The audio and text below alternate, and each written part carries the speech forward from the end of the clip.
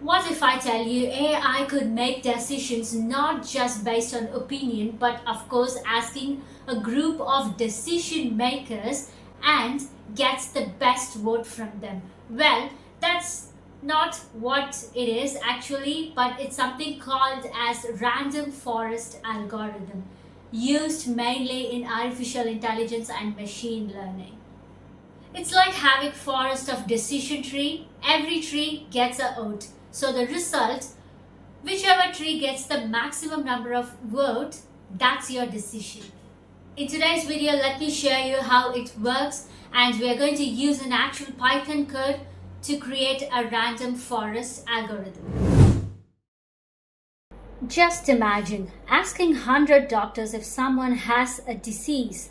Each doctor gives an opinion based on what they know. Now imagine taking a vote.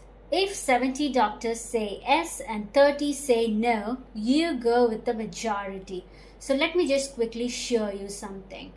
That's exactly what random forest does. Each tree gives its own opinion and the forest votes. You might be wondering, why not just use one decision tree, right? So one tree is simple, but it can overfit, meaning it means memorizes the training data and makes poor predictions on new data. So by a forest, it averages out the noise, reduces overfitting, and gives more robust prediction. So it's like more trees, more accuracy. So yes, here's a simple Python code demo. Well, if you see over the first line over here, as always, we are importing from Scikit-learn. We are importing the random forest classifier. So let's run this. And next, on the next cell, we have the sample data. So in this data, I have just taken age and income. And we give it a simple data like an age and income, whether someone buys or not. Okay, so let's run this as well. Then on step 3, we are going to create and train a model. And here I have just given an estimators 10 times. Okay, so that means random forest with 10 trees and train it. So let's train the model. Okay, so finally we are going to predict a new case. So here if you see, will someone aged 30 with 55,000 income will buy?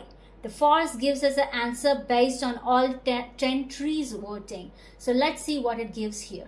So if you see, it gave 0, so that means it's likely a no buy.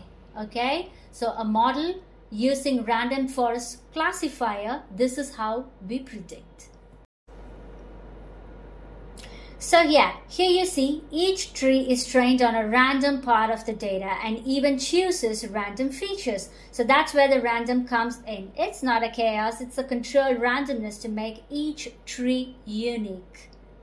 Okay, so what are the strengths and limitations? So if you see strengths, it's high accuracy, works well with most classification and regression, handles missing data and outliers better than many models. So limitation, there are 2 of those: slower than a single tree, harder to interpret, not as simple as one decision path. So still, for most real world problems, random forest is a go-to algorithm for data scientists. So real world use cases. If you see, random forests are mostly used in credit scoring, medical diagnosis, stock market prediction, customer churn detection. So it's like a workhorse model and you'll see it everywhere. So that's how a random forest algorithm actually works. A smart way to combine multiple models and finally get an awesome prediction. So if you want something like this for your business, or you want to integrate this kind of thing to your business, please do check out siteandcoders.in, link in the description. So in today's video, if you have found something useful, go ahead and hit the like and don't forget to subscribe to our channel.